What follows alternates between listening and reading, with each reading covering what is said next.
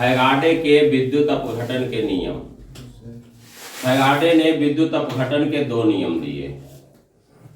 प्रथम नियम किसी एक इलेक्ट्रोलाइट के जलीय विलयन के अपघटन पर है।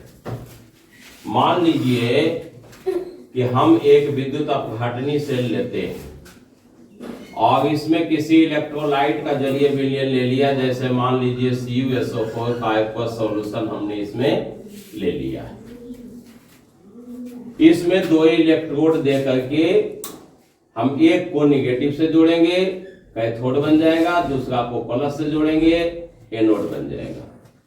जैसे ही इसमें हम करंट पास करते हैं, ये आयन में टूटा हुआ है पहले से Cu+2 आयन और SO4 -2 आयन, आयन के फॉर्म में। जैसे ही जलीय विलयन बनाते हैं आयन में टूट जाता है।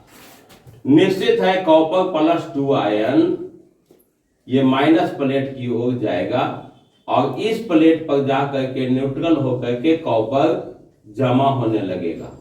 यहां पर धातु जमा होगा, किस प्लेट पर? कैथोड प्लेट पर। अब यहां ये फैराडे बताते हैं कि धातु जो यहां पर जमा होगा कैथोड पर, उसकी मात्रा कितनी होगी। तो उसकी मात्रा निर्भर करेगी कि इस विलयन से कितना आवेश प्रवाहित हुआ है, कितना चार्ज प्रवाहित हुआ। जितना ज्यादा चार्ज प्रवाहित होगा उतना ही ज्यादा यहाँ पर धातु जमा होगा।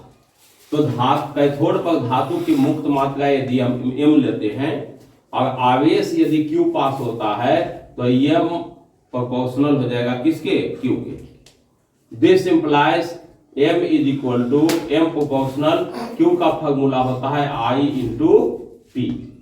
और फिर इसको यदि हम इक्वल करते हैं तो एक कांस्टेंट आता है, यहां लिखाता है Z I × P। Z constant है, इसको कहते हैं विद्युत रासायनिक तुल्यांक, इलेक्ट्रोकेमिकल इक्विवेलेंट, है ना। इसका वैल्यू अलग अलग धातु के लिए अलग अलग होता है, लेकिन किसी एक धातु के लिए फिक्स होता है।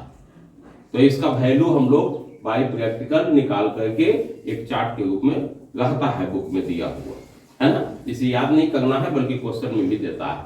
तो धातु की मात्रा जो यहाँ मुक्त होती है कैथोड प्लेट पर, ये दो बातों पर निर्भर करेगी, मेनली दो बात पर।